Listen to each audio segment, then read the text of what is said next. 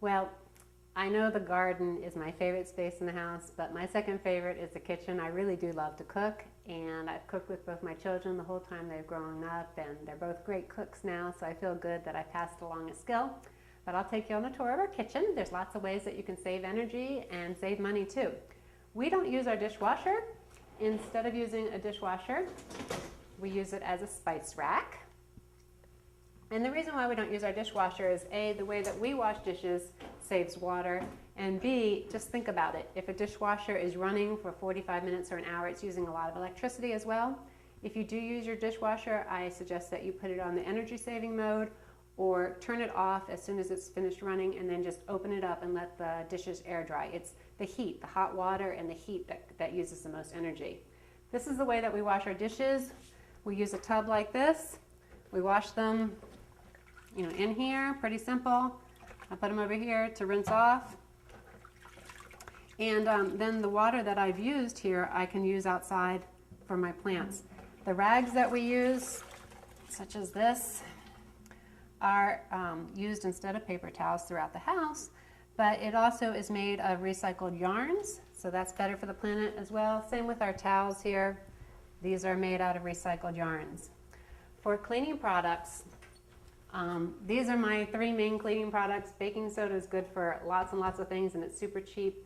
And you can make your own laundry detergents using borax, and then vinegar and water. That's the main thing. It'll clean just about anything.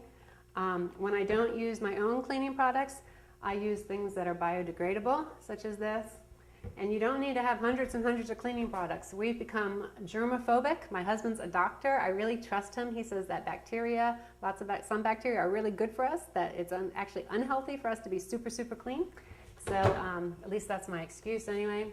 And but these products such as this, you can get these at any dollar store now. They're readily available, homemade, or if you're using scouring powder, something like this, which is earth friendly and doesn't cause any bad chemicals to go down your drain, because there is no away.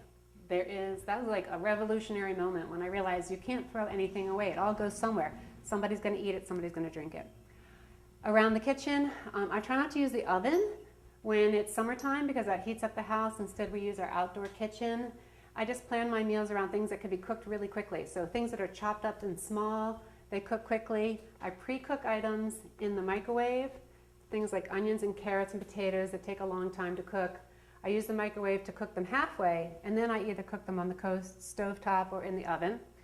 Another thing that you can try to remember is to use the smallest appliance that does the job. So instead of using a big oven, use your toaster oven.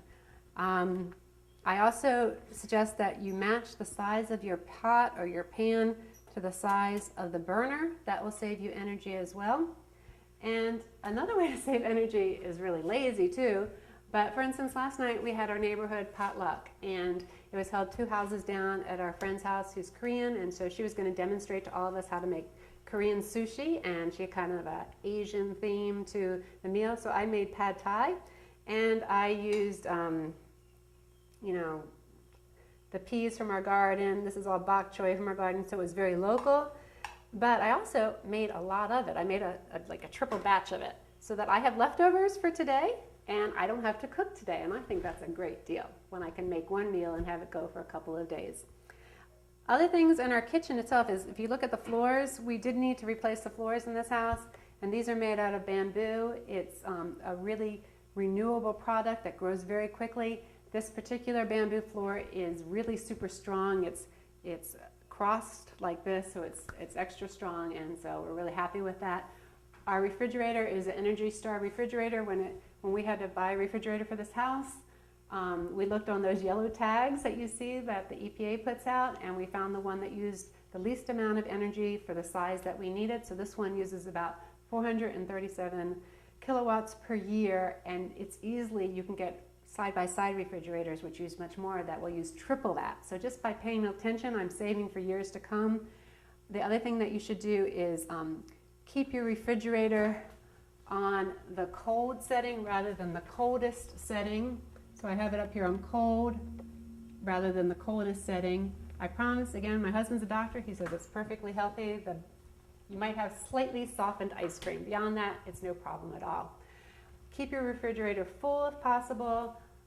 Keep your freezer full. That will use less energy. Don't stand in front of the fridge and just stare at it, deciding what you want. Think about what you want before you open up the refrigerator. That can save you up to $60 a year. Your refrigerator is on 24/7. It's in the kitchen, the appliance that uses the most energy because it's on all the time. So pay attention to your refrigerator. Don't overuse it. You can also make your ice cubes using the old-fashioned trays instead of an ice maker. That's going to save energy as well because an ice maker has heating element to make those ice cubes drop out. And so think about using a heater inside of your freezer. Doesn't make a whole lot of sense.